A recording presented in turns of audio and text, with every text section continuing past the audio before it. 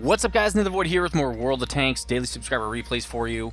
T29 here, and actually I need to pull that up. It's one of the things I've been trying to do now. Every time I do one of these videos, I just pull the wiki up so I make sure I give you guys the right information. I mean, T29's been around forever. I should be able to do this one. I mean, come on, right? It's a pretty awesome tank, but I just don't remember the exact information for every freaking tank. Okay, so T29, Tier 7 American heavy tank, pretty awesome. It's got great turret armor at, let's see, turret armor is, come on, turret armor, where are you? There you are, 279, pretty awesome. Hull, not so great at 127, not all that bouncy, it's going to go right through usually. The gun is pretty amazing, 198 pen, 320 damage. It's very similar to the same gun that's on the T32, the child to this tank, the Tier 8. The T32 doesn't get a lot of upgrades. Really doesn't get many upgrades. It gets a little bit better turret armor, if I'm not mistaken. I think it's like 280 something, 298. It's almost 300, I think. And it's got a little bit better angling on the hull, so it's harder to hit. And the hull is actually a little bit smaller than the T29, but it gets the same gun, a little bit faster reload, and that's really about it. So this is a video or a replay sent to me by Crossfire25 from I think this is Circon's clan. And he's driving his T29, obviously, on Karelia, one of the earliest maps in the game. And this is just on standard. So he's taken a fairly defensive role, or not defensive, but cautious position here. I don't like the angling of his tank. In fact, if we look at the angling of his tank, that's not good, in my opinion. That's too angled. See how they can get right into your side armor? I'd want to be a little turned more. But the one nice thing is you can pop out and pop back pretty quick. But see that? You're giving off way too much side armor. Now, maybe he's thinking, well, it's a T29, I'm not going to get any dings anyway, right? But still, I probably wouldn't give off that much. I'd probably do some side scraping, actually, right here. Actually, you could do that, because check this out. If you were side scraping, like, basically mean, if the tank was like this, right, maybe like that, but it was angled directly on this thing right here, it would be a lot harder to pin you. I'd use the side. But let's see what happens. So the friendlies are being fairly aggressive here. The 5100's already on the hill, and the enemies are sitting way behind that rock, just really not doing anything. They're being more conservative than Crossfire is here. Just probably because they're dealing with that low. The T32's out there. Does not get hit by Crossfire's shot. Crossfire's spotted. And Crossfire loses a track right in the middle of no man's land. And lights up. Oh, there we go. The German TD goes down. That could have been some real problems for Crossfire. Could have been like 500 damage in your face or something like that. 5100 probably should be using his front armor as well. I don't know why people do that. Even though you have soft front armor, you can still get pretty good bounces sometimes, especially if you're in a heavy. Don't, you know, neglect using your front armor just because it's not very good. It's better than your side armor. I know a lot of people say, well, it's better to be able to get out of the way, and then that's definitely true. It is nice to be able to get out of the way, but still, if you have your side armor out there and you're taking a shot at somebody, they're almost guaranteed to get a hit on you, okay? And your side is a lot wider than your front. You're giving away a lot larger of a surface area. I just don't think it's a good idea. Every chance I get, I'm really concerned with my front armor, especially on heavy tanks. Not so much mediums. Light tanks, yeah, again, not so much. T's, yes, I want my front facing, right? So Crossfire's saying, look, there's a pile of them back there. They're not going to come out. They're going to wait for us to come out, pull around the corner, and then Artie's going to light us up. They got 4 Artie on the table, okay? 4 artillery. Friendlies have 5 artillery, so this is really an Artie party, okay? Back in the day when I've seen games with 10 Artie on a side at least. It used to happen a lot, actually. Until they nerfed Artie a little bit, and now Artie's back down, you know, pretty much where it should be, in my opinion. Not totally screwed, but not kings of the battlefield. So, Crossfire's just waiting here. The low's getting lit up like a Christmas tree. He's at 28 health. They should just send like a little girl over there to knock on the, you know, knock on the door, and it'll probably fall apart. Or send one of those guys from G.I. Joe. I don't know how many old guys are watching this. Remember the guy from G.I. Joe who's a ninja? He could like karate chop tanks and they'd fall apart, which is obviously totally unrealistic. You know, another thing that was unrealistic about G.I. Joe and why I always hated it? It was a war, right? It was a constant war against Cobra. Nobody ever died. Not a single casualty. That's what? Come on, man. Even a kid knows that's not true. Not that I want to promote death and violence in cartoons, but if you have a cartoon about war, somebody needs to die. Because that's real. It's like, come on, man. So now he's backing way, way up. Now, here he might be exposing himself to Artie. Let's look. Nah, he's still good. I thought maybe he was losing his advantage with being behind this hill as far as artillery is concerned. Now, actually, he could be, if you look at my cursor, and we'll just let the game run. If the artillery's over here like A5, yeah, you're going to get lit up, dude. You can get hit right there, no problem. Okay? And judging from the 1-2 line, I don't know. Maybe Artie isn't actually not over there because it looks like almost everyone they have is at the 9-0. So again, he's just waiting. Everybody's waiting. It's like a big wait camp fest. I hate these kind of games. I hate when people just sit there. I want to get like I want to brawl, man. I want to get out there and brawl. So, enemy team, there's a few heavies back there, at least a TD and an Artie. Oh, there's 3 Arties right there. There's the big old Artie party. The friendly Artie went to scout the other Arties. That's so awesome. You can see him up there at A9 and 0, just having some fun. The enemy Arties are now off. Now, this is where the friendlies should push because those 3 Arties probably are focusing in on the guy that's coming after him. Look at the G-dubs going after him right now. He's moving around, so he's not sighted in on anybody. So also the friendly Artie are taking pot shots at these guys. They're probably moving around. The enemies get bored and start moving out. 9 minutes on the clock, plenty of time left. And the friendly Artie goes down.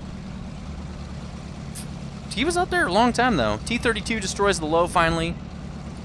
Tiger 1 is moments from death. The 5100 looks like he's going to try to put some sneaky moves on people. And here we go. The enemies think, I got this, I'm going to push out.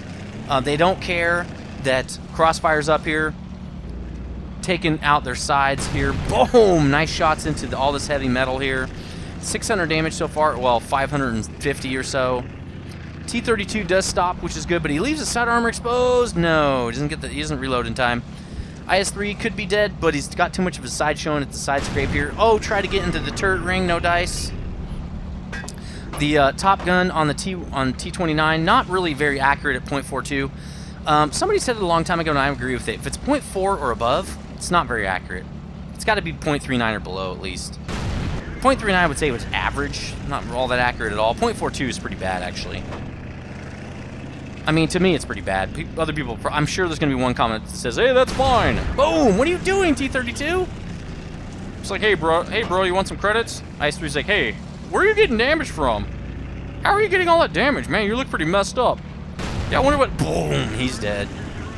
The guy is shooting at us from up the hill. Have you been not watching or anything? So, Crossfire pretty much handling it here. Handling this whole enemy team on this side. I don't know what they're doing. Oh, the 5100 finally comes in from the back to screw everybody up. 5100 takes out T32.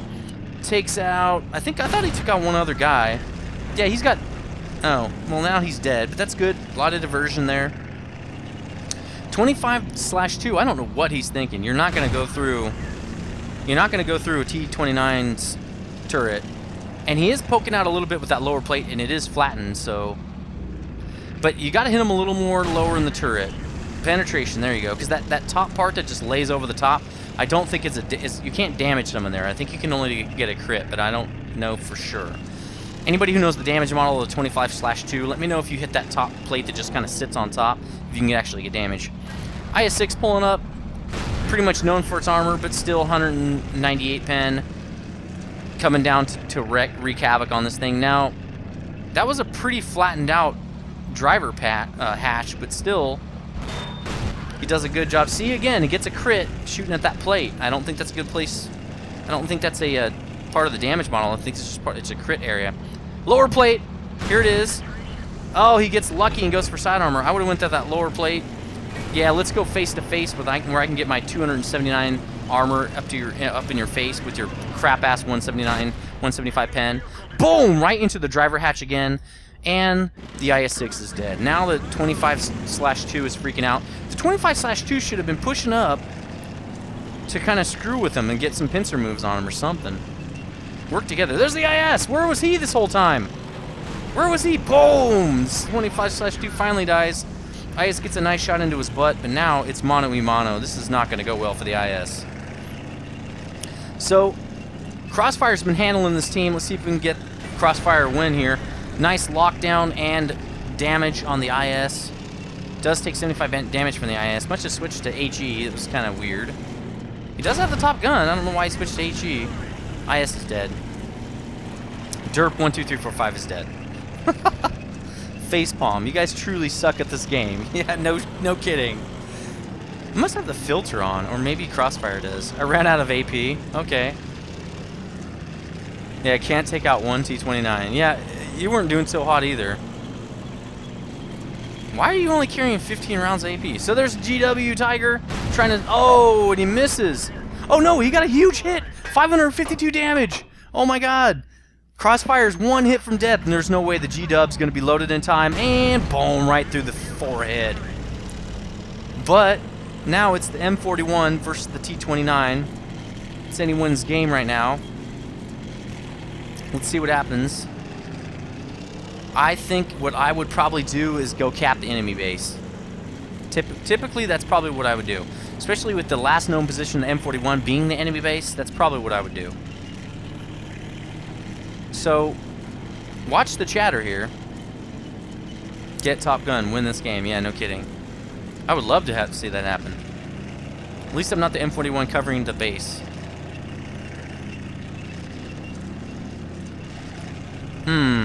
Okay.